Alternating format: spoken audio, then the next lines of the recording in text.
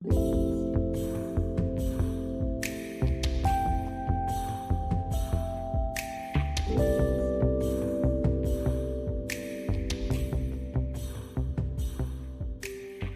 lá. Hoje, então, vamos conversar sobre os erros que eu cometi na construção do meu consultório. Vou acabar expondo um pouco aqui a minha trajetória para vocês, a partir dessa perspectiva do que eu acho que eu errei. Foi até um tanto curioso fazer essa lista, sabe? Que a gente vai revendo muita coisa e vai se escutando, né? Acho que vocês também vão me escutar um pouco aí, nesse lugar mais sensível, né? Já que somos todos psi aqui. Percebi que na minha lista eu usei a palavra demorei pelo menos umas, sei lá, umas 10 vezes. Não sei se isso tudo, mas é uma palavra que insistiu aqui na minha escrita para a conversa de hoje. E eu acho que é bem esse o meu sentimento mesmo, assim, acho que ele acaba traduzindo um pouco o que eu acho que faz sentido aqui, né, para o Migratórias, para essa coisa que eu fico tentando transmitir, sabe? Fico tentando ver se eu consigo ajudar as pessoas a não demorarem tanto para alcançar alguns patamares aí que interessem, né, a cada um de vocês, mas também não quero ficar gerando uma sensação de que deveria estar correndo, sabe? Então fica aqui a ressalva de início, cuidado com a ansiedade aí para ficar pensando nos próprios erros, mas precisamos olhar para eles de toda forma, né? Acho que isso não podemos escapar disso não. Eu vou fazer igual eu fiz ontem e vou compartilhar aqui com vocês a tela. Deixa eu me fixar aqui para todo mundo e fixar esse bloco. Aí, vocês estão vendo a tela dividida, né? Com o título e tal. Vou seguir usando o Notion aqui para poder apresentar meus pontos, né? Então, o que eu fiz aqui hoje, né? A minha ideia é tentar respeitar um pouco mais o tempo que a gente combinou, né? De 30 minutos para a live. Ontem a gente acabou extrapolando, foi bom que as coisas foram rendendo, a gente teve, né, a participação aí de vocês, mas hoje eu vou tentar fazer uma coisa mais enxuta, seguindo essa lógica de apresentar uma espécie de lista, sabe? E aí a gente pode conversar por aqui, vocês podem ficar à vontade para me interromper mais uma vez e também podemos conversar depois pelo chat lá do WhatsApp, né? Pelo grupo do WhatsApp. Basta pedir o acesso quem não tiver, que eu encaminho o acesso ao grupo do WhatsApp do evento, né? Dessa semana. Então, essa é uma lista dos erros que eu cometi, então vamos começando aqui pelo que eu coloquei como primeiro erro. Primeira coisa que eu acho que foi um erro da minha parte é que eu caí na loucura do campo, né, do nosso campo, de achar que é normal aguardar mais de 5 anos para um negócio acontecer. Isso é uma coisa que se vê muito no nosso campo, as pessoas, de forma geral, estão muito disponíveis para demorar bastante para o consultório engrenar. Eu acho que cada vez menos, isso tem, de alguma forma, relação com os tempos atuais, né, o que a gente vive, essa certa correria que a gente, né, essa aceleração da vida que está acontecendo, mas eu acho que a gente tinha um problema no campo, e acho que ainda tem, acho que esse problema ainda persiste, de uma disponibilidade pessoal e de classe para demorar muito tempo para um consultório funcionar. A gente não tem nenhum problema que a coisa demore 5 anos para engrenar de fato, e de fato ser uma espécie de trabalho que te dá uma renda para você viver sua vida. Isso é impensável para qualquer outra profissão, né? Assim, se for considerar, por exemplo, outras profissões que têm um problema comercial muito maior do que o nosso, por exemplo, uma figura assim, um dentista. Eu sempre uso a imagem do dentista como referência, porque assim, o dentista, ele é uma figura que vai atender um paciente aqui, muitas vezes faz 1, 2 atendimentos, e essa pessoa vai voltar daqui 6 meses, daqui 1 ano, daqui 2 anos, né? Não tem uma recorrência que a gente tem, né, de atender toda semana a mesma pessoa. Então é um tipo de profissional autônomo também, e que também tem que tomar cuidado com vários aspectos éticos por estar dentro do campo da saúde, é um tipo de profissional que precisa de um fluxo de pacientes extremamente maior do que o nosso. Quanto a gente consegue 30 pacientes que a gente vai atender e esses pacientes vão ficar conosco aí por um tempo razoável, o dentista precisa de 30 pacientes toda semana, diria assim. É claro que depois de alguns anos de experiência, ele vai ter uma carteira de clientes enorme, né, de pacientes enorme, e aí é só manutenção daquela turma. Mas até alcançar isso, demora um tempo. Então, um dentista, por exemplo, ele precisa que o consultório dele estabeleça esse fluxo de pacientes muito rápido e de forma muito mais vigorosa que a nossa. No nosso, apesar da gente ter apenas poucos horários, eu estou dizendo 30 porque é o que, conversando com as pessoas mais próximas a mim, né, da nossa profissão, é o que eu vejo as pessoas fazendo, 30 e poucos pacientes por mês não, por agenda, né, por agenda fechada nesse sentido. A gente, apesar disso, né, a gente fica tranquilo de demorar bastante até alcançar esse patamar. E eu acho essa passividade nossa do campo um grande problema, né? Uma ressalva aqui que eu acho que é importante, principalmente para quem está começando e está talvez tentando enfrentar isso chegou no momento, né, de tentar enfrentar isso de alcançar um número de pacientes já razoável já de início, fica a ressalva de tomar cuidado com esse número, essa agenda crescer junto com o seu amadurecimento clínico e junto com sua disponibilidade também. Por exemplo, eu hoje tenho essa possibilidade, né? Na verdade é raro isso acontecer porque minha agenda está sempre cheia. Quando uma pessoa sai, vai entrar só mais uma, né? Raro eu ter que lidar, mas acontece, né? Pode acontecer, de mais do que uma pessoa sair, né? Interromper o processo, finalizar o processo, e aí eu ter que receber novos 2 pacientes. Eu não gosto de marcar, isso é uma característica minha, eu não gosto de marcar 2 pacientes no mesmo dia de forma alguma, e se possível não marco 2 pacientes novos na mesma semana. Eu prefiro dar um intervalo entre um paciente e outro novo, para escutar uma nova história. É uma coisa que eu reconheci que era importante para mim, para eu ter uma disponibilidade maior, assim, interna. Então fica a ressalva, né, de tomar cuidado com o amadurecimento clínico e com os limites que você pode ter para não atropelar a própria clínica pensando que você precisa resolver seu problema de agenda. Então, esse é um ponto fundamental. Segundo ponto que eu acho que aconteceu comigo, eu demorei a entender que eu tinha um trabalho com o consultório a realizar e que isso me exigiria tempo de dedicação. Esses 2 erros, eu acho que eles coincidem, né? Um está bastante relacionado ao outro, porque quando eu digo assim que é normal aguardar mais de 5 anos, na verdade o que eu escutava, e talvez que vocês também tenham escutado por aí, né, nas formações de vocês, eu escutava de professores dizendo que, na verdade, a gente teria que esperar 10 anos para a coisa funcionar. E 10 anos, vão combinar que não é pouca coisa, né? Isso é impensável. Eu estou colocando 5 anos porque foi o período que eu acho que eu acordei, sabe? Falei, gente, se eu não fizer alguma coisa, vai ficar assim. Ou pelo menos vai crescer de maneira muito lenta. Lenta como está, né? Do jeito que estava acontecendo, ia acontecer provavelmente o que meus professores tinham falado. Vai demorar aí uns 10 anos para a coisa se estabilizar de forma significativa. Eu acho que a gente não precisa ter essa passividade toda, não. E aí, o que significa isso é que a gente tem que reconhecer que a gente tem um trabalho com o consultório para realizar. Esse trabalho é o que eu insisto muitas vezes aqui no Migratórios, é o que vocês estão me vendo insistir aqui nessa semana de lives. Eu acho que a gente precisa entender que é necessário algum investimento de tempo, pelo menos de tempo, para poder se dedicar às atividades do consultório, que são semanais muitas vezes, ou pelo menos de uma rotina mensal, tarefas que precisam ser feitas com cuidado, e quando está no início, eu acho que cabe até um pouco mais, sabe, de tempo.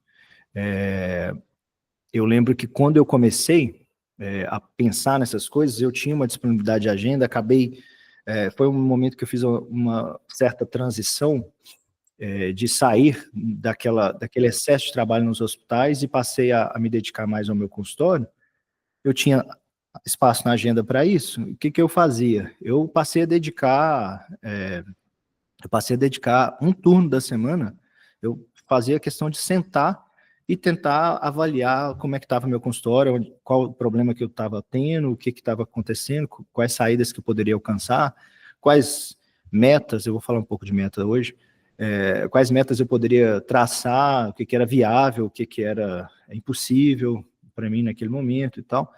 Então, há um trabalho a realizar e esse trabalho, às vezes, é preciso que a gente dedique um tempo. Para quem está começando, esse tempo é completamente viável para fazer isso. A gente, às vezes, dedica o tempo extra do consultório só para estudar, né? Que é um tempo que eu considero tempo de trabalho também. Estudar faz parte da nossa atividade, mas eu acho que cuidar do consultório também faz parte. E um detalhe interessante aqui, ou pelo menos curioso, uma piadinha da minha história, assim, uma coisa que eu conto, é que quando eu comecei a me dedicar mais com relação a essas coisas, acho que minha irmã não morava comigo, mas de vez em quando ela estava na minha casa e tal, e aí ela fazia um comentário aqui e outro, do tipo assim, o que você está fazendo? Né? Por que você está estudando essas coisas aí? Eu lembro que esses comentários dela viam muito quando eu estava estudando alguma coisa sobre marketing, assim, tentando entender o que era, como é que funciona, né, o campo. E a minha irmã também é das humanas, assim, minha irmã é formada em história, então para ela aquilo ali era uma aberração total, assim, né, que é o que normalmente as pessoas sentem dentro do nosso campo também, né, assim, certa aversão a esse tipo de papo. Eu, pessoalmente, não me incomodo de ler coisas que eu não vou necessariamente usar. Eu leio as coisas para criticar, então tá tudo bem se grande parte daquilo ali for só uma coisa que não me auxilie em nada, se eu puder, algum pedaço da história, poder aproveitar. Então, eu fico fazendo uma espécie de peneira, né? Vendo o que vai sobrar depois que eu peneirar, né, grande parte. E a minha irmã falava, sai dessa, não adianta, para que você vai fazer isso? Isso não resolve, não é isso, sua profissão não é essa e tal. E eu ficava lá na dúvida, né? Na época eu ainda tinha alguma incerteza com relação a essa tarefa de estudar essas coisas. Hoje eu não tenho mais não, acho que minha irmã estava errada e os resultados que aconteceram meio que provam isso para minha irmã um pouco. Ela fica reclamando que eu fico jogando isso na cara dela, mas eu fico tentando dar uns toques nela ainda. E aí a gente chega nesse ponto, que eu demorei a construir metas para o consultório. Demorei a entender que eu precisava pensar em termos do que eu queria alcançar. Por que eu comecei a perceber que isso era importante, esse conceito de meta era importante? Porque não tem nenhuma instituição que não trabalhe com essa perspectiva, né? Todo instituição, todo negócio que tem expectativa de crescimento, ele está muitas vezes impulsionado por esse conceito de meta. É claro que vamos tomar todas as ressalvas para isso não virar uma coisa inviável, impossível e ansiogênica, né? Uma meta bem definida e bem delimitada, ela é sempre viável, mas qual que é o problema de não usar esse conceito de meta? O problema disso é que o modelo de negócio de um consultório de psicologia, essa coisa de ter alguma estrutura física ou online, né? Hoje o online é possível, né? Tem gente que só está no online. Ter uma espécie de estrutura para receber pacientes de forma recorrente, atendimentos, né, na lógica de sessões, de mais ou menos 1 hora, um pouco menos, às vezes, um pouco mais, de forma semanal e cobrando valores ou por sessão ou por mês. Essa estrutura, né, ela funciona. Esse modelo de negócio funciona. Não tem ninguém que não tenha, que instale esse modelo de negócio que vai ter problemas assim para a coisa funcionar. Só que qual é o problema? O tempo de crescimento orgânico desse modelo é muito lento, que é o que a minha professora falava, espera 10 anos. Ou seja, naquela época, psicologia era coisa de gente rica, no sentido de que a pessoa precisava de fato esperar aquele período. Então era prejuízo por muito tempo, pouca grana por muito tempo, mais tempo ainda, e depois lá na frente, talvez, quem sabe, já com alguns anos de carreira, experiência, você poderia ter um retorno financeiro um pouco maior. Esse crescimento orgânico acontece. O problema é que talvez você não pode esperar tanto. Eu não podia esperar, então eu tinha que trabalhar em outro lugar. E aí eu trabalhava muito em outros lugares, até que eu comecei a ver, não, eu preciso fazer o meu consultório funcionar. Eu estou trabalhando aqui para outras instituições, a minha intenção e o meu gosto maior, e a minha sensação de que o retorno vai ser maior, tem relação com o meu consultório, eu preciso fazer com que isso aconteça, então eu preciso começar a traçar metas para tentar alcançar alguns resultados para o meu consultório. Então, né, metas simples, assim. Esses dias eu estava conversando com uma colega do Terra Vista e da consultoria, e traçando com ela, falando, olha, uma coisa que precisa alcançar, que você precisa definir para você, é que você não tem como não ter 3 pacientes. Se a gente quer alcançar esse valor aí que você está falando, de número de pacientes, a gente precisa, para alcançar isso em X tempo, a gente precisa que você tenha 3 procuras por mês, pelo menos, de pacientes te procurando, e a gente precisa que pelo menos 2 fiquem. É uma meta arrojada que a gente tem, então isso precisa acontecer nesse nível. Ou seja, a gente estabelece a meta, estabelece o parâmetro de observação até que ponto a gente vai, né, estar caminhando para aquela direção, mas sem isso, é como se a gente estivesse esperando a fruta cair da árvore. E ela vai cair. O problema é que quando ela cair, pode ser tarde demais. Então a gente precisa ir lá e pegar a fruta antes dela cair, ou ir lá e arrancar a coisa debaixo da terra, porque ela não vai sair de lá sozinha. Então a meta é a ideia de que a gente vai precisar de algum esforço, algum trabalho para alcançar aquele resultado. Se esse resultado for algo inviável e só ser, né, só funcionar como algo que nos frustra, tá errado, não é assim que se aplica meta, isso é sonho, isso é outra coisa, mas me ajudou demais, de verdade, quando eu comecei a usar essa referência de estabelecer metas do que eu precisava alcançar para o meu consultório. Segundo ponto, segundo nada, quarto, né? Demorei para investir em um consultório só meu. Isso é uma coisa da minha história, bem da história do meu consultório, mas é uma história relativamente comum, né? Eu acho que eu já comentei em outros vídeos que quando eu fui começar meu consultório, eu comecei junto com outras 5 pessoas. Eu conheci uma amiga, que, né, assim que eu tinha retornado do mestrado, eu falei, eu preciso atender, fui comunicando algumas pessoas para ver se tinha alguma vaga para eu sublocar no consultório, sublocar né, pelo menos horários. Aí uma amiga minha falou, olha, eu tenho um consultório, junto com outras 5 amigas, uma tá saindo, você quer entrar no lugar dela? Eu falei, quero. E aí foi meu primeiro consultório, foi assim, eu conhecia ela, a gente tinha um acordo lá de divisão de contas e um acordo de quais horários eram meus. No final das contas, ninguém tinha muito paciente, então dava para dividir entre 6 pessoas. Depois de um tempo, algumas outras colegas foram saindo, aí foram entrando pessoas mais próximas a mim. Depois de um tempo, as pessoas foram aumentando o número de pacientes, a gente foi, saiu, não vamos colocar mais ninguém, saiu fulano, não vamos colocar mais ninguém. Foi caminhando até que ficou eu e essa colega lá do início, e eu demorei demais para poder finalizar o processo e falar, eu vou ter meu consultório, só meu. Porque eu entendo que isso foi uma demora, porque isso estava atrapalhando um certo posicionamento que eu poderia ter, já alcançar, uma coisa que eu estava construindo há algum tempo, que poderia funcionar como uma espécie de diferencial, assim, para o meu trabalho, com relação a outros colegas. É claro que o meu atendimento, ele já estava estabelecido daquela forma, meu estilo clínico e a minha abordagem, ela já estava estabelecida, mas do ponto de vista dos pacientes, antes que eles, de fato, tenham acesso à minha capacidade clínica, ao meu trabalho clínico, tinha uma questão que era assim, quem que vai me atender? Quem é o Lucas, afinal de contas?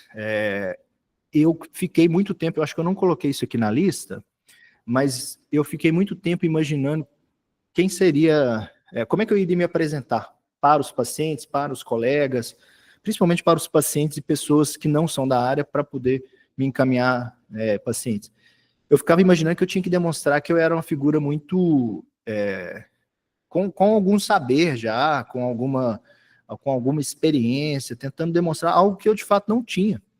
Eu, né, já estava atendendo, já com mestrado concluído, então do ponto de vista de formação teórica, eu acho que eu já estava de fato com algum saber, mas mesmo assim é um saber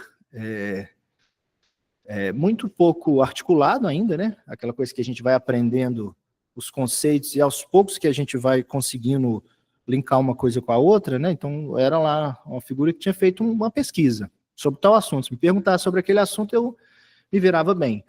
Saindo de lá, não necessariamente eu me virava tão bem, né? Então, uma coisa meio de experiência. E eu saí para a ideia de montar meu consultório com a referência que eu tinha do consultório do meu orientador de mestrado, que parecia uma casa de vó, que ele era, de fato, uma figura mais velha, era um senhorzinho, assim. Quando eu fui no consultório dele para poder ter orientação,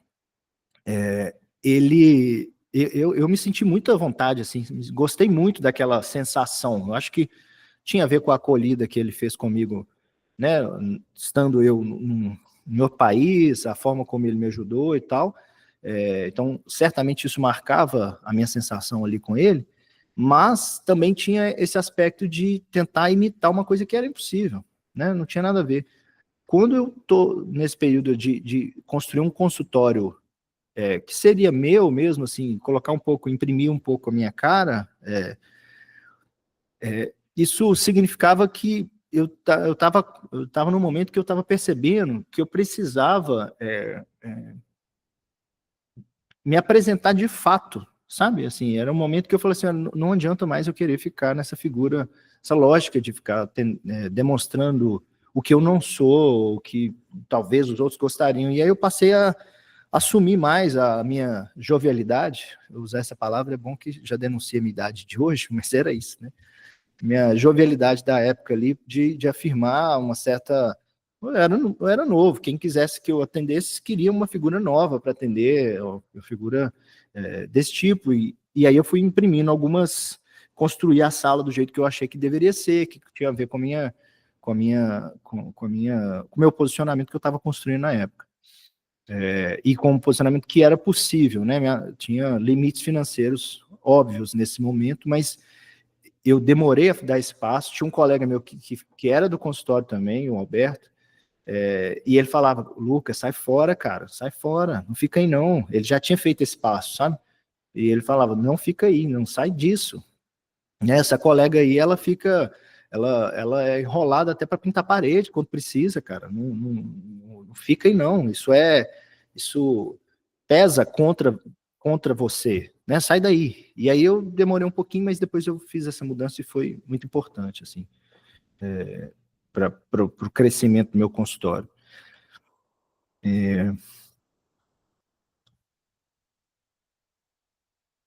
Quando eu fiz esse investimento no consultório, eu acho que isso é uma referência, né? Uma coisa que a gente não calcula tanto.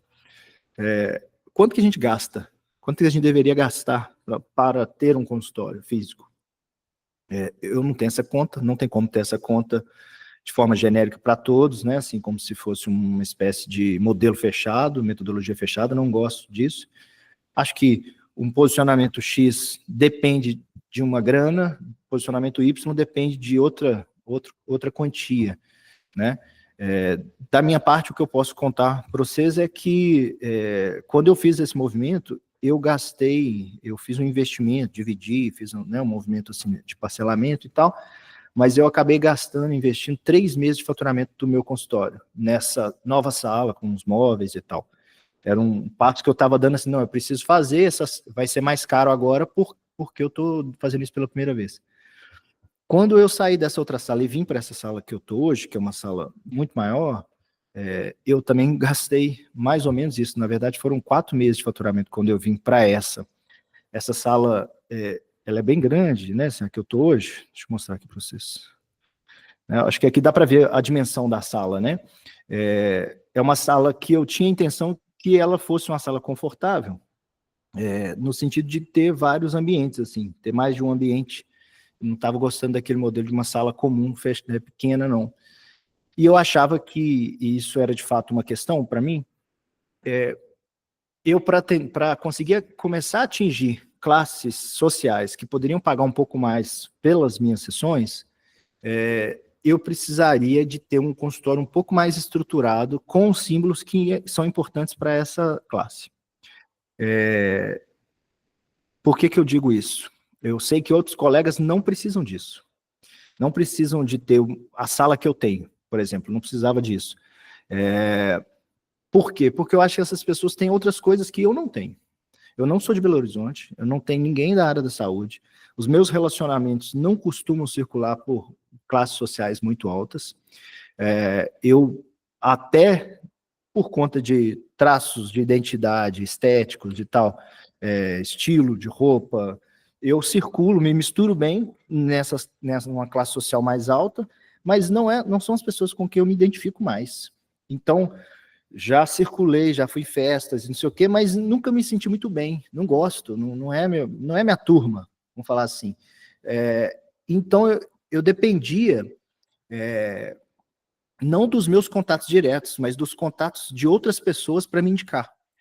E eu percebi que, a partir desse consultório, primeiro consultório que eu tive sozinho, que alguns pacientes, quando eu ia indicar, alguns pacientes que tinham um pouco mais de grana, quando eu ia indicar o marido voltava dizendo, achei o consultório dele meio caído, achei o consultório do fulano meio caído. Aí eu comecei a perceber esse movimento de uma classe social que exigia uma estrutura física diferente, e aí eu percebi que, assim, meu consultório já era legal, não era tão ruim, mas nem se compara com o que eu achei que deveria construir, e de fato, quando eu fiz esse movimento lá de gastar 3 meses de faturamento, isso teve mudança para mim, na forma como eu me posicionei na cidade para receber pacientes, e depois que eu vim para esse aqui, eu também senti que esse investimento valeu a pena. Não estou dizendo que esse é o caminho de todo mundo, não acho que todo mundo vai ter a disponibilidade financeira que eu tive nesses momentos para fazer isso, mas é uma forma que eu entendi assim, olha, eu preciso usar as armas que eu tenho. E as armas que eu tenho era crédito para poder parcelar as coisas, porque eu não tinha um contato direto com essa classe social. E foi assim que eu consegui alcançar. De novo, não estou dizendo que sempre tem que ser assim, mas de fato essa coisa de um posicionamento e de uma apresentação, não só o preço, mas a estrutura, aquilo que você fornece, delimita o público que você vai atender também, né? Essa é a ideia, tipo assim, a embalagem que você está colocando, de algum jeito, marca quem vai achar que é você que vai atender essa pessoa. Não é só isso, tem o trabalho clínico, mas assim, acho que vale a pena rever uma história que eu conto de vez em quando, porque eu tenho uma colega que estava na consultoria, e ela tem um impasse que é o seguinte, ela é uma menina vinda de origem pobre, ela é a primeira da família a se formar na faculdade, negra, e ela é uma figura completamente fora da curva, assim, tomando qualquer pessoa. Muito inteligente, muito disciplinada, muito dedicada, muito ágil, muito decidida a fazer a coisa acontecer. Só que qual que é o problema? Ela vindo dessa origem, ela não só não se sente muito confortável para cobrar preços maiores, como também os encaminhamentos para ela também não necessariamente vêm nesses patamares de cobrar um preço maior. Então ela sempre estava lá, apesar da ótima formação, da ótima capacidade clínica, reconhecida pelos pares, ela acabava recebendo os pacientes e cobrava no máximo R$ 120. Isso impactava a vida dela, pessoal. E aí o que acontece? Uma vez eu estava conversando com ela, e não adianta a pessoa saber daqui 4 meses que ela é boa de serviço. Porque um paciente só vai saber, de fato, o quão bom você é, né, do ponto de vista clínico, depois de um tempo de atendimento. Não adianta, porque o contrato, o combinado com relação ao pagamento já está feito. Então a gente precisaria resolver, no caso dela, essa coisa anterior. Como é que ela vai demonstrar um valor da própria atividade, da própria figura ali para aquela pessoa que está procurando, ou para as pessoas que vão encaminhar, para que o encaminhamento já seja de alguém que vai poder pagar, tem disponibilidade financeira um pouco melhor, e também que ela consiga cobrar daquela pessoa um valor que seja um pouco mais adequado à necessidade da vida pessoal dela. Então é isso, assim, a gente precisa pensar nesses posicionamentos, porque eles de fato impactam muito nos pacientes que nos procuram, né? Eu acho que isso é um ponto importante. E de novo, né, lembrando que eu falei ontem, eu, apesar de ter essa intenção, né, de atender classes altas também, eu gosto da ideia de ter na minha agenda pessoas vindas de classes sociais diferentes. Então, eu tenho a lógica de reservar, de dividir minha agenda entre quatro perfis pagadores diferentes, né? E tenho vagas separadas para esses perfis pagadores. Demorei a entender que o que eu tinha a oferecer tinha relação com a minha jovialidade na época. Isso aqui eu já falei, né? Já acabei adiantando. Isso aqui eu acho que é um ponto relevante, assim, a gente precisa perceber que o início da clínica ele é cheio de fantasmas, né? A gente tem gente que às vezes tem tatuagem e acha que tem que esconder a tatuagem. Não, às vezes o que você tem que apresentar é essa característica sua. O que às vezes não dá certo do ponto de vista dessa questão de posicionamento é às vezes uma pessoa que tem um estilo mais alternativo, esperando que venha para o atendimento pessoas que têm um estilo muito clássico. Então é quase como se fosse assim, não necessariamente a coisa vai dar match, assim, do ponto de vista, né, o match é um linguagem curiosa, mas é isso, né, assim, aquela pessoa vai ver em você a capacidade de ouvi-la, vai se sentir escutada por você, vai ter, né, vai fazer sentido para ela falar com você. Você é uma pessoa muito que não vê na sua identidade, nos seus traços, na sua estética, naquilo que você tem em volta de você, um certo ponto de comunicação, aquilo não vai acontecer. Então, eu vejo, às vezes, alguns colegas errando nisso, sabe? Escondendo né, características próprias. É claro que a gente não precisa, né, principalmente na psicanálise que tem essa lógica da reserva do analista, a gente não precisa ficar se mostrando, né? Não sou a favor de ser uma figura transparente nesse sentido, né? De forma alguma, acho que isso impacta na clínica. Mas, de alguma forma, se você não puder afirmar algumas coisas, você vai ter dificuldade. Eu vou falar mais daqui a pouco sobre um ponto que eu acho que eu demorei a construir uma rede de colegas mais próxima e mais robusta, mas hoje eu estava num grupo, né, em que um grupo desse de uma rede de colegas, de um coletivo de psicanálise, e um colega falou assim, olha, eu tenho sentido na minha clínica muitos pedidos de encaminhamento de homens gays querendo ser atendidos por homens gays. A minha lista está curta, eu não tenho muitos contatos. Vocês podem se manifestar aí, por favor, para saber quem está disponível com relação à agenda e quem é um homem gay que pode receber pacientes desse tipo, porque estou recebendo uma demanda nessa direção. Isso, do ponto de vista clínico, vai ter que ser escutado, o que é isso e tal, mas é uma demanda estabelecida. Eu quero ser atendido por um homem gay. Essa demanda está posta. Por que ela não é possível também? Né? Os pacientes podem elaborar essa lógica, essa amarração, né? E às vezes a gente se esconder os traços que a gente tem, pode ser um grande problema, né, nesse aspecto comercial, sabe? Porque às vezes o que te diferencia são os seus gestos, sua estética, traços que são próprios aí seus, né?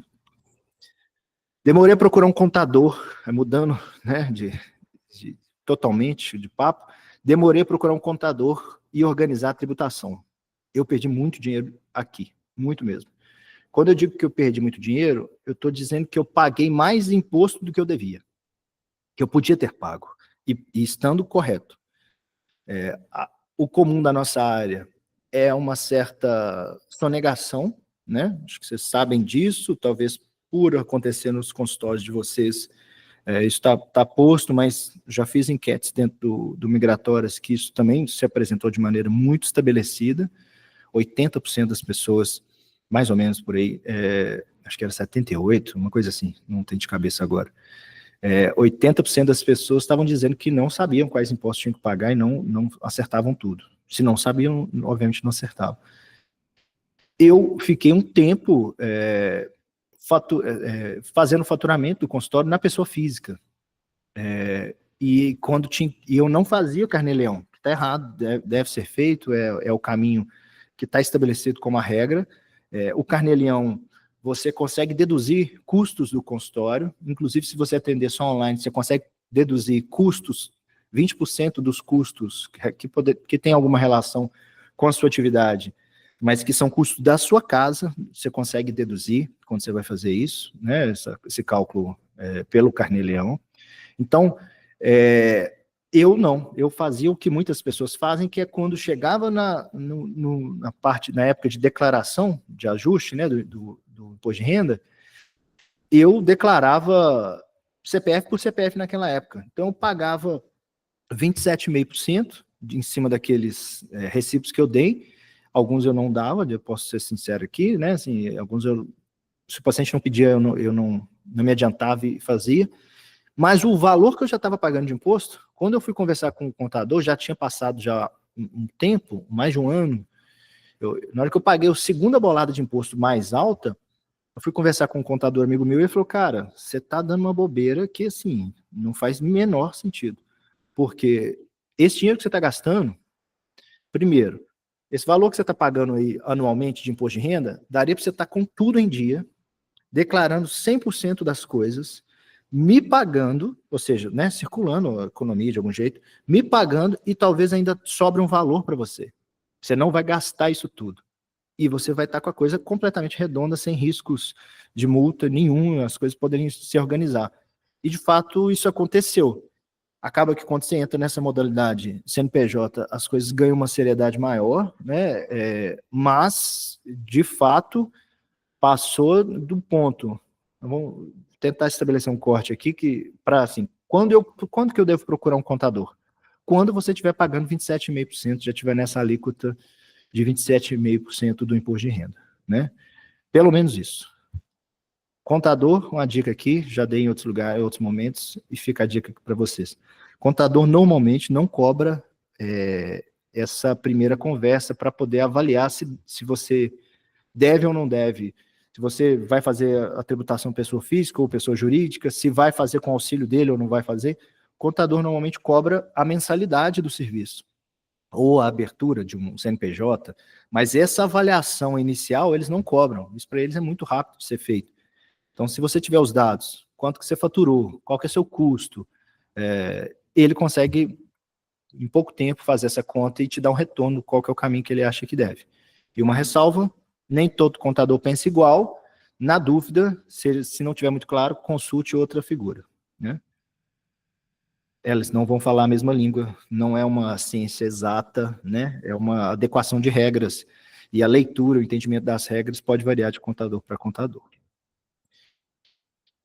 Em vários momentos, misturei as contas do consultório e as contas pessoais. Isso aqui, eu tenho certeza que do pessoal que está me vendo aqui, se não 100%, pelo menos 90% está hoje com as contas misturadas. Isso aqui é uma coisa muito comum, né? Não só do nosso campo, várias pessoas autônomos de forma geral, mas não só autônomos, pessoas que têm negócios, né, mais tradicionais, tipo uma padaria. Às vezes a pessoa mistura coisas, paga conta de casa na conta da padaria, ou paga a conta da padaria com o valor que tem né, na vida pessoal. Essa mistura, ela é complicada, ela traz problemas, não vai dar para eu entrar em todos os problemas que existem aqui, mas ela tem problemas, principalmente, na minha opinião, quando você tem que tomar decisões no seu consultório. Por exemplo, quanto que eu vou investir, como é que eu vou fazer, qual que é a reserva financeira que eu tenho que fazer para o consultório, quanto que vale a pena eu gastar com X ou Y a partir do consultório. Fica parecendo assim, por exemplo, eu tenho que trocar o computador. Dizer que isso é uma decisão do consultório, por exemplo, o meu computador como material de trabalho, implica você avaliar no caixa do consultório, no fluxo de caixa do consultório, se cabe comprar o computador e qual orçamento que você tem para isso. Isso é diferente da sua vida pessoal, assim. É uma decisão que precisa ser organizada muito mais dentro do campo do consultório do que do campo da vida pessoal, se é um material de trabalho, né? Então, essa mistura, eu não vou, acho que tem alguns posts do Migratória sobre isso, não vou entrar em tudo nesse sentido, mas isso aqui é uma característica. Eu acho que a gente erra consideravelmente nisso. Eu já caí nesse lugar algumas vezes, provavelmente irei cair de novo, porque é muito fácil cair. O consultório vai funcionar muitas vezes para nós como uma espécie de Mesmo que você construa a lógica de que você tem um salário, uma retirada fixa do consultório, que é o meu caso hoje, mesmo que você alcance isso, essa organização, o consultório ele é muito fácil de funcionar como uma espécie de crédito, sei lá, de cheque especial, né? Apertou alguma coisa a mais na vida, você se comprometeu a pagar um boleto que você não percebeu que você fez a conta errada na vida pessoal e aquele não vai dar, não vai fechar a conta, em vez de você ficar no vermelho no banco, você tira do consultório. Esse movimento é muito possível. Então eu acho que esse é um erro, temos que ficar sempre atentos, porque ele acontece com muita frequência. Gente, vocês estão calados aí, tá tudo certo? Alguma pergunta aí? Podem se manifestar, tá? Fiquem à vontade. Aí, valeu, Beatriz. 8. Demorei a construir uma rede mais robusta de relações com outros colegas na cidade. Isso aqui é uma recomendação que eu acho que é bem razoável, é o clássico da nossa área, funciona, que é uma beleza. Nada tem mais efeito de circulação de pessoas em volta de você do que você construir alguma rede de contatos e muitas vezes alguma rede no sentido de uma associação ou participar de uma associação, né, profissional, de trocas mais recorrentes, de um espaço público para você apresentar um trabalho, para você fazer algum comentário a partir de um seminário que você foi. Esse movimento ele é muito importante. Eu aqui, com o tempo, eu com alguns colegas criamos aqui em Belo Horizonte um coletivo de psicanálise, uma associação, a gente tem crescido bastante, né, mas não sei se a gente ainda usaria o termo associação, estamos caminhando para isso, que é o Travessias. Quem for da psicanálise, quiser conhecer o projeto, é fácil de achar no Instagram, travessias.psicanálise. E isso aqui, para o meu consultório, foi muito importante. Teve um impacto também considerável de aumento de demanda para mim. Hoje eu recebo indicações de pessoas que talvez nunca iriam me indicar, porque eu não tinha relação pessoal próxima com elas. Mas uma vez que me viram falar em algum lugar, uma vez que me viram comentar alguma coisa, uma vez que me veem o lugar que eu tenho nesse grupo, eu dou os grupos de estudo, supervisão, esse movimento acontece e de fato traz retorno para o consultório. Então, se você está em uma cidade que tem alguma associação, eu acho que faz sentido se associar. Se não existe, faz sentido criar, chamar os colegas da cidade para poder criar alguma coisa. Essa estrutura normalmente é o clássico da nossa área e funciona consideravelmente. Não tomei cuidado, né? Não tomei conta do cansaço acumulado em 2023 e faturei menos que deveria. Esse é um ponto. Eu vou só finalizar essa parte e te passo aí, tá, Priscila? Esse é um ponto que eu acho que é significativo aqui. Eu falei isso na live de ontem, mas eu tenho insistido nisso, né, da gente tomar conta do nosso cansaço, da nossa disponibilidade. Eu falo disso porque isso de fato me afetou. Pandemia, pós-pandemia, eu atendi demais, muito além do que eu deveria ter feito. Eu cheguei a ter 45 pacientes semanais. Isso é impraticável para mim, passou completamente do limite. Eu acumulei outras funções, tenho 3 filhos, sendo que os 2 últimos são gêmeos, então nasceram em 2022, e aí você já vê a carga pesada, né, de falta de sono e tudo mais. 2023 eu estava exausto, e isso impactou muito.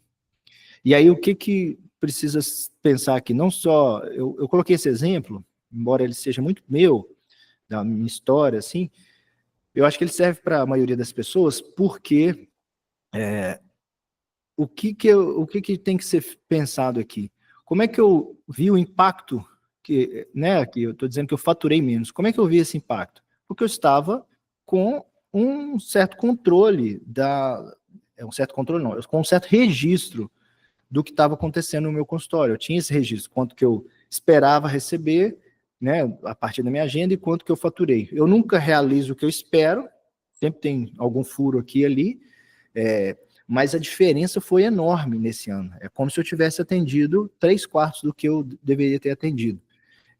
Eu nunca atendo 4/4, né, 100%, eu acabo atendendo aí 95%, 90%, uns 10% de furo sempre tem, mas 25% foi muito impactante, assim. No final, era isso mesmo que tinha que acontecer, eu não estava em condições de atender, né, com toda a meu vigor, vamos falar assim, então significaria que ou eu tinha que diminuir meus atendimentos, ou eu tinha que arrumar uma forma de descansar.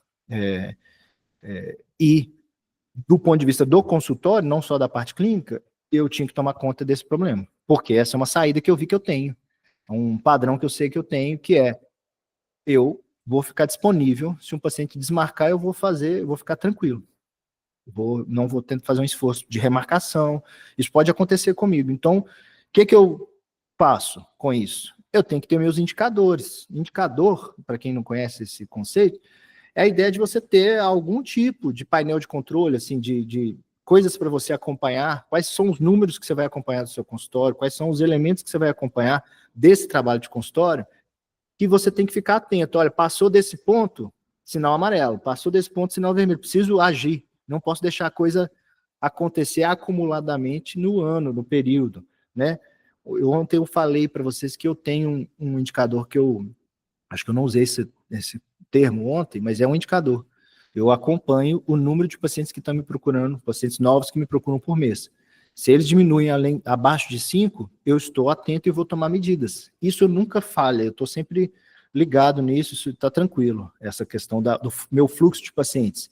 Mas o que eu não estava ligado, e eu passei a ter que ficar ligado em 2024, foi uma realidade diferente, eu preciso remarcar, eu preciso tomar cuidado com a remarcação. Eu preciso tomar cuidado com a diferença entre o esperado e o realizado, do ponto de vista do faturamento do consultório. Então, esse é um ponto que é importante.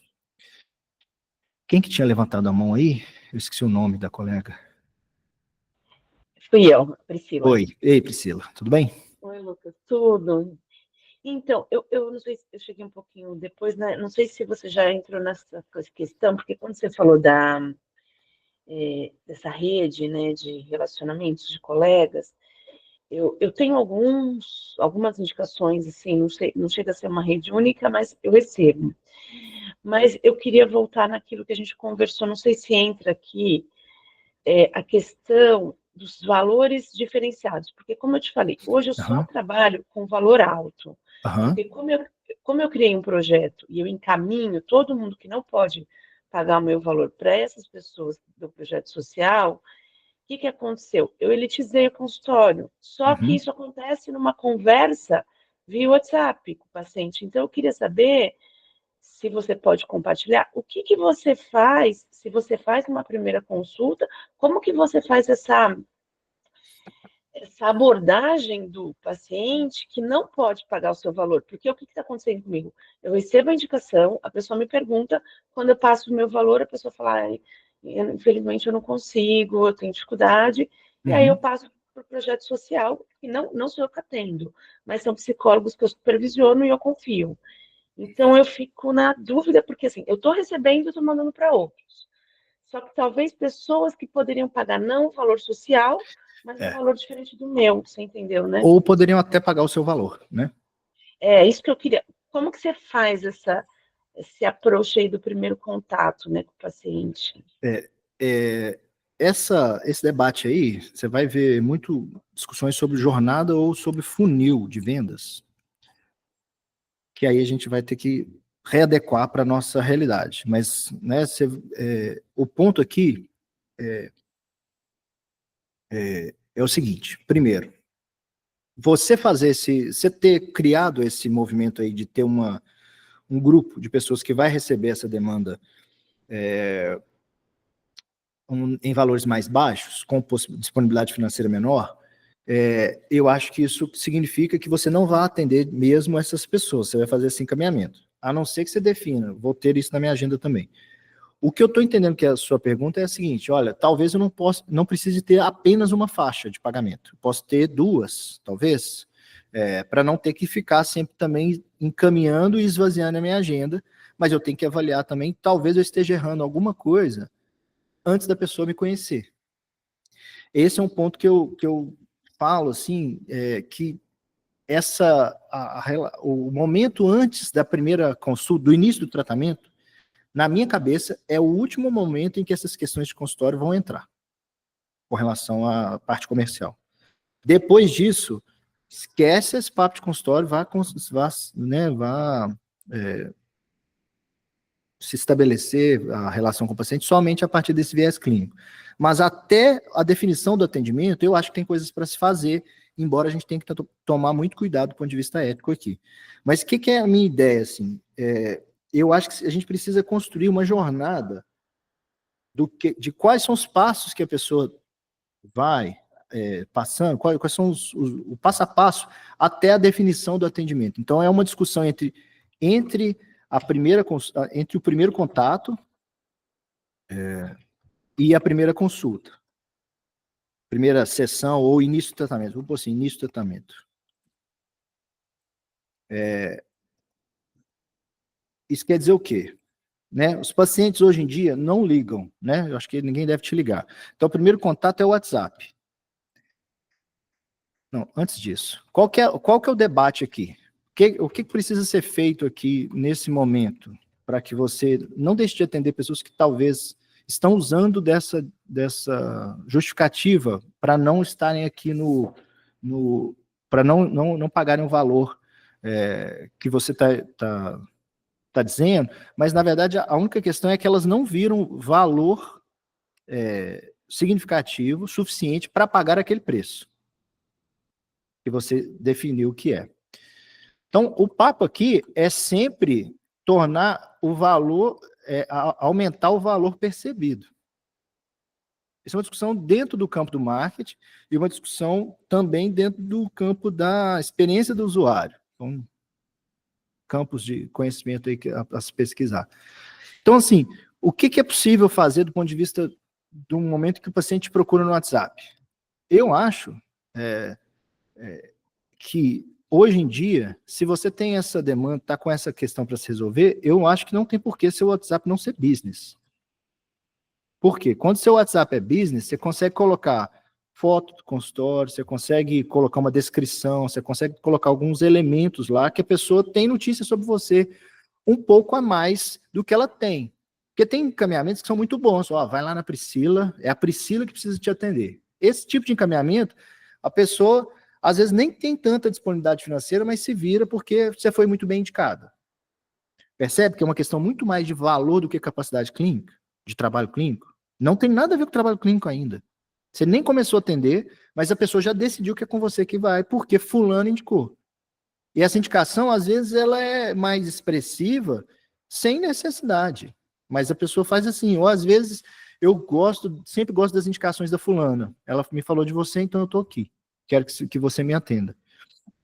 Esse paciente, ele chega para o atendimento já muito disponível para você, a não ser que você fale um valor completamente fora do orçamento dela, ela vai ficar, não tem erro.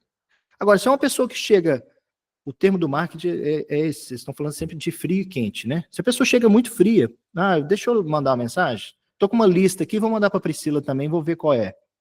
Quando fala nesses termos, o papo aqui, a questão aqui, muitas vezes fica assim, como é que eu faço para demonstrar valor para essa pessoa do meu atendimento? Que é o que a colega lá tinha problema, uma menina, né, tem uma aparência jovem, negra, claramente vindo de uma classe social mais pobre, com uma certa timidez.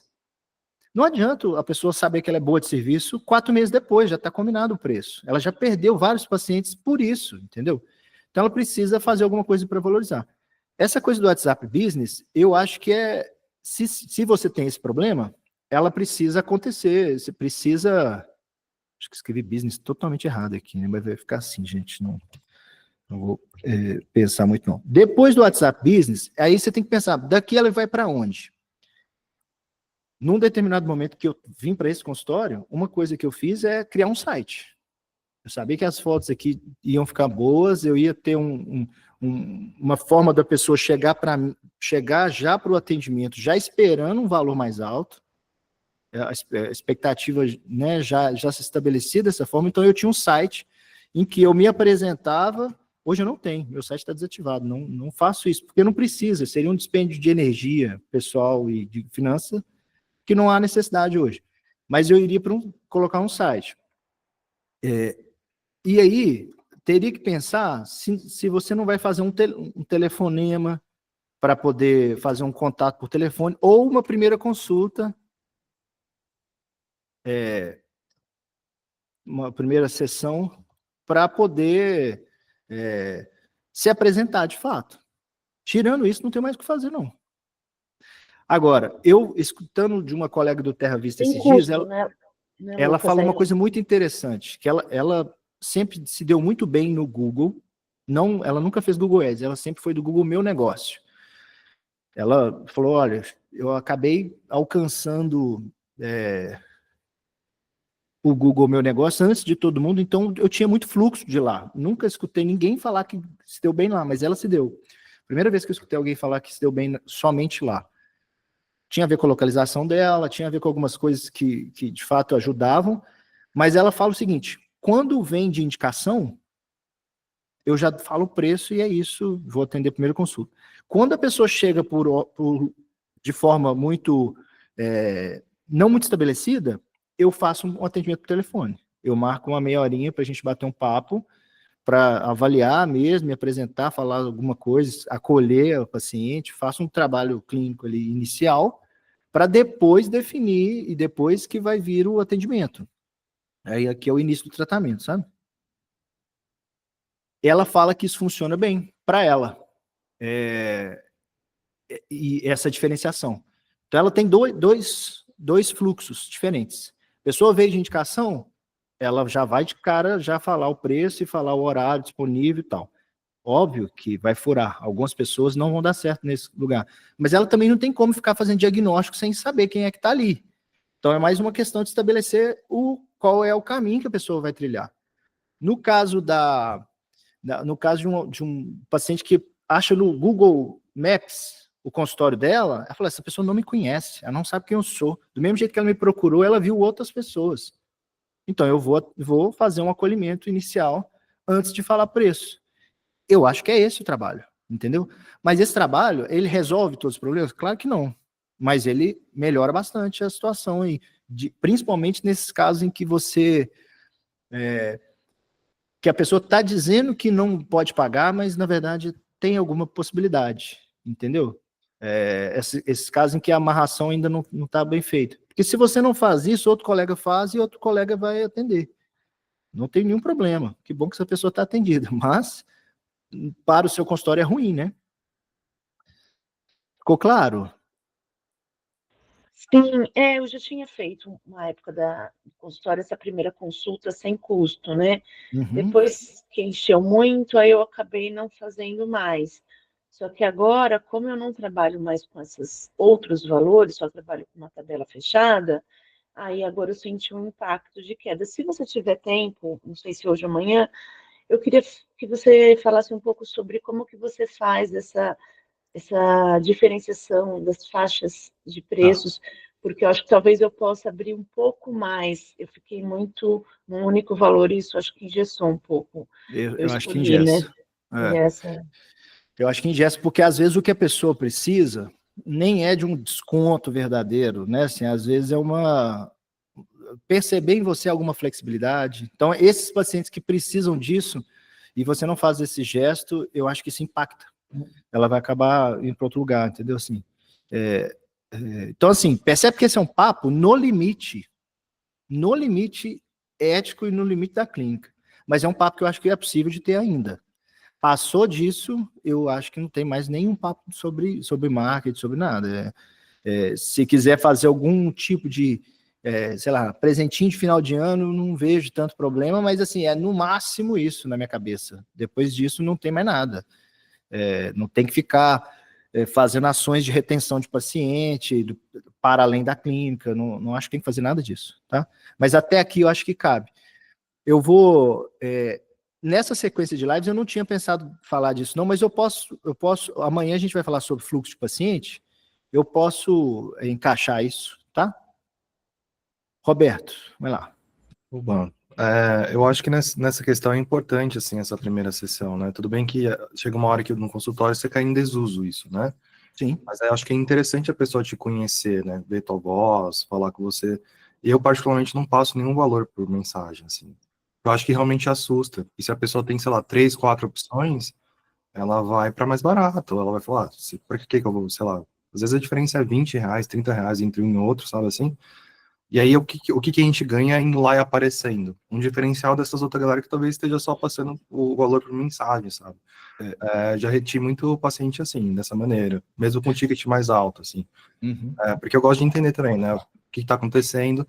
E às vezes só de eu oferecer esse primeiro espaço de contato inicial, mesmo que meu valor seja mais alto, eu peguei o cliente para mim. Eu acho que isso pode acontecer. E é uma coisa de... você não usou esse conceito, mas caberia. Quando alguém nos procura e tem lá uma lista de contatos, vira psicólogo meio commodity, assim, né? Não tem diferenciação alguma. E essa é uma tarefa. Na lógica da diferenciação o que me faz ir no fulano e não no ciclano, né? Essa é uma tarefa a se construir, né, também, a se realizar, sei lá. Júlia, levantou a mão aí. Ei, tudo bem? Tudo jóia.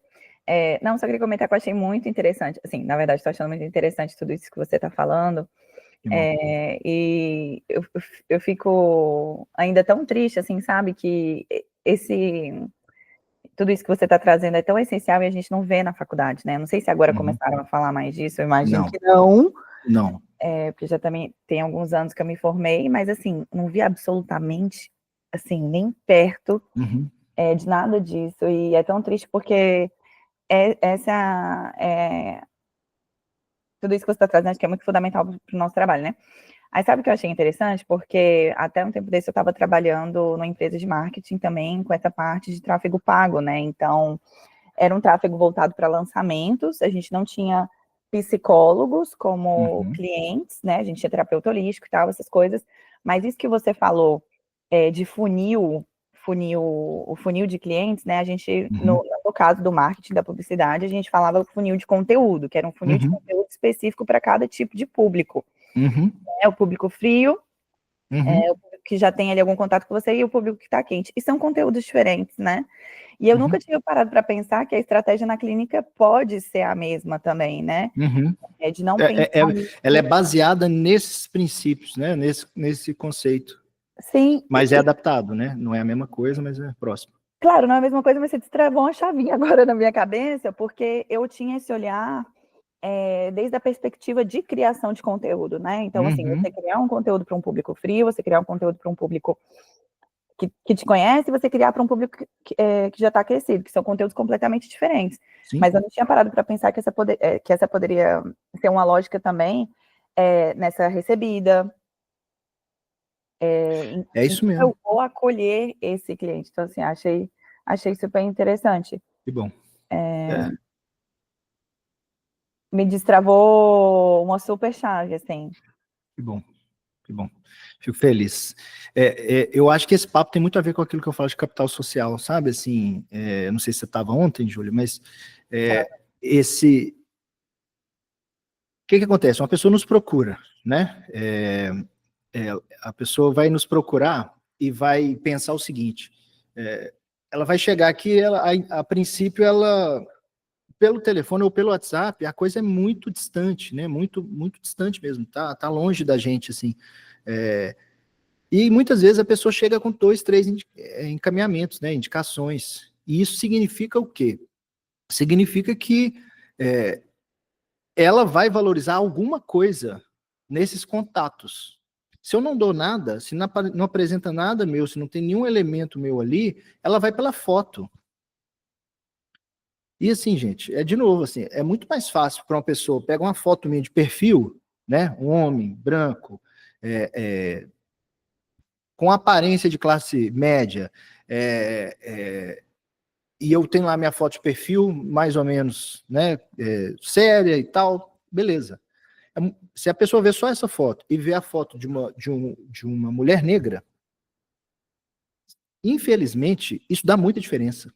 Tem gente que vai preferir a mulher negra, tem gente que vai, de forma afirmativa, preferir, mas na maior demanda da população, não é assim. Esses preconceitos existem, essas coisas existem, não deveriam existir, precisamos fazer ações para que isso não exista ou para que isso diminua, precisamos de práticas antirracistas e tudo mais, mas isso existe. Então não dá, por exemplo, para uma pessoa entrar para um mercado, né, de recebimento de pacientes desavisada disso. Ela precisa ter esse reconhecimento. E na medida que ela conhece isso, ela vai entender que ela precisa colocar uns elementos ali diferentes. Vai colocar uns elementos que vão fazer a outra pessoa se interessar por ela ali de algum jeito. A gente nunca sabe o que faz um paciente nos escolher, mas é inegável que esses elementos que têm relação com símbolos sociais, eles marcam, né? Então, por exemplo, um site, ele demonstra algumas coisas, no mínimo um profissionalismo, uma intenção de que a coisa aconteça. Por exemplo, eu tinha um colega do Terra Vista e da consultoria que ele fala, olha, eu tenho um formulário, e muitas vezes eu acho que esse formulário tem muito mais efeito de demonstrar profissionalismo do que necessariamente me dar tantas informações para trabalhar. Então, assim, tem alguns elementos que podem estar presentes ali no início que estão dentro desse papo comercial. Com cuidado, com prudência, com ética, tem que ver os limites disso, cada um avalia aí, existe uma ética da profissão, existem éticas próprias das abordagens, limites que os dispositivos de cada abordagem vão exigir, mas algumas coisas são passíveis de acontecer. Essa lógica de, não, eu não faço nada, o paciente me escolhe do jeito que ele quiser. Isso é coisa de gente muito privilegiada, muito tranquila, já que a coisa deu tudo certo, né, assim, que tem um fluxo de encaminhamentos, uma rede de contatos enorme. Isso não é o comum da população, assim, pelo contrário, e cada vez menos, né, assim, cada vez mais democratizado a formação. Então, isso precisa ser pensado, né? É isso por hoje. Nos vemos amanhã. Logo mais eu disponibilizo a gravação e a gente vai conversando. Obrigado aí pela presença. Amanhã a gente fala sobre fluxo de pacientes. Eu vou tentar colocar isso aí que a colega pediu, sobre essa divisão dos perfis, né, de pacientes, perfis pagadores, nessa tentativa minha de democratizar o espaço ao meu consultório também. E é isso.